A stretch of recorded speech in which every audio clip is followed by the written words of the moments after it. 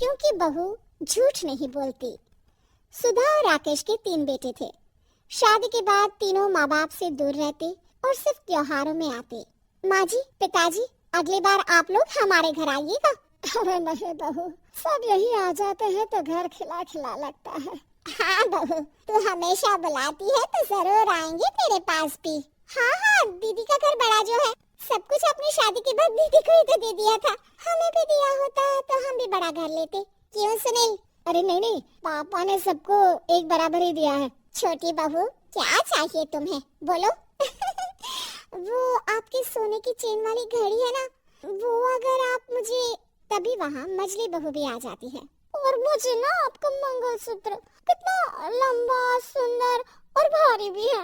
अरे हाँ हाँ, तुम दोनों को ही दूंगी बहू, चिंता ना करो। चलो अब खाना लगाओ, खाना खाया जाए। सभी मिलकर खाना खाते हैं कि पड़ोसन आ जाती है। अरे सुधा बहन, थोड़ी चीनी तो देना, घर में शक्कर नहीं है और मेहमान सर पर बैठे हैं। अरे छोटी बहू, चाची को शक्कर तो दे दो।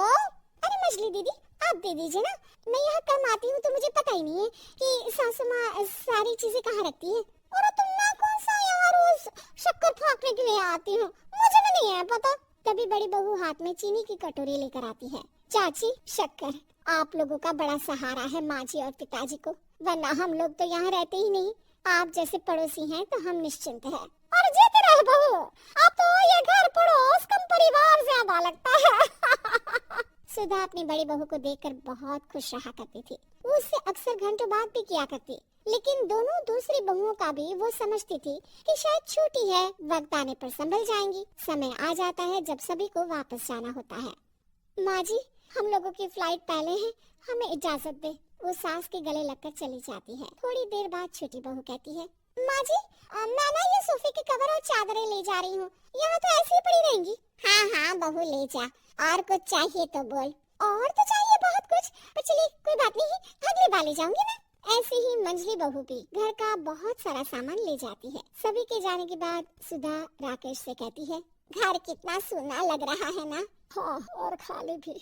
तुम्हारी दोनों बहुएं सब बटोर गई। अरे ठीक है ना, हम दोनों ही तो हैं, कितना सामान लगेगा, फिर उन लोगों की नई गृहस्थी, इतना मत सोचा करे। समय बीतता है। ऐसे ही हर साल त्योहारों में सुधा और राकेश के बच्चों की बहू आते और जाते वक्त ढेर सारा सामान पैक कर कर ले जाती। लेकिन कुछ ही सालों में सुधा का देहांत हो जाता है। पिताजी, आप यहाँ अकेले क्या करेंगे, हम लोगों के साथ चलिए। अरे नहीं नहीं बहू, इस घर में सुधा की यादें हैं, मैं उसे नहीं छोड़ सकता हूँ। अब तुम लोगों की माँ नहीं रही। देख लो, वैसे तो मैंने उसके जीते जी सब कुछ दे दिया है, लेकिन कुछ उसका पर्सनल कीमती सामान था जो ये है, ले लो। सामान में होती है एक घड़ी और एक मंगलसूत्र। माँ जी ने कहा था कि वो ये घड़ी मुझे देंगी। हाँ हाँ पिताजी, माँ ने सबके सामने ये घड़ी सरिता को देने के लिए कहा था। उठा लो सरिता माँ की घड़ी। अब क्या था, छोटी बहू फट से घड़ी उठा लेती है। और पिताजी, ये मंगलसूत्र तो माँ ने मुझे ही देने को कहा था, याद है ना? वो सभी की ओर इशारा करती है। तू भी ले ले ये हार बेटा, कोई बात नहीं। मंजली फटाक से हार उठा लेती है। ससुर बड़ी बहू की तरफ देखते हैं। तुझे क्या दूं बेटा? पिताजी, माँ ने एक चीज मेरे लिए भी रखी है। सभी के कान खड़े हो जाते हैं कि आखिर सास ने क्या रखा होगा बड़ी के लिए। अरे माँ जी तो दीदी से प्यार भी ज्यादा ही करती थी, हमेशा उनसे बात किया करती। जरूर कोई बड़ी और अपनी प्रिय चीज दी होगी दीदी को। और देख लेते हैं ना, वरना तो हम भी बराबर का बंटवारा करेंगे। हाँ हाँ, कर लेना बंटवारा। लेकिन बड़ी बहू बताओ तो, सुधा ने क्या रखा है तुम्हारे लिए?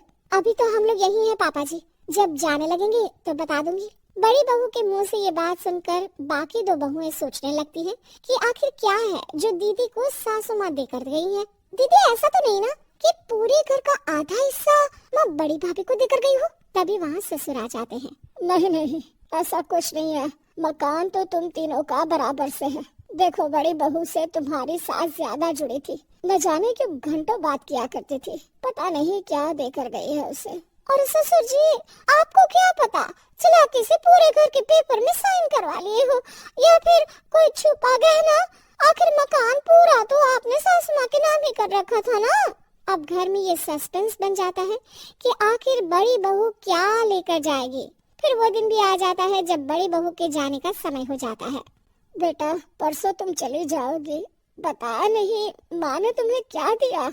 घड़ी और हार जो बेशकीमती था और तुम्हारी सास को सबसे ज्यादा प्रिय था, उसका तो बंटवारा भी हो चुका है। अब तुम्हारी बारी। हाँ पिताजी, आज मैं ये बात बताने ही वाली थी। माँ ने मुझे उससे भी बेशकीमती चीज दी है और वो है आप। आपसे अधिक प्रिय उन्हें कुछ नहीं था। माँ चाहती थी कि आप मेरे साथ रहें। चलिए पिताजी। बेटा, मेरे पास तो कोई पेंशन भी नहीं है और ना ही कोई प्रॉपर्टी।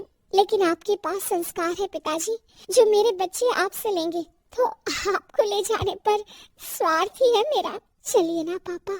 सभी के सामने पिताजी बड़ी बहू और बेटे के साथ उनके घर चले जाते हैं।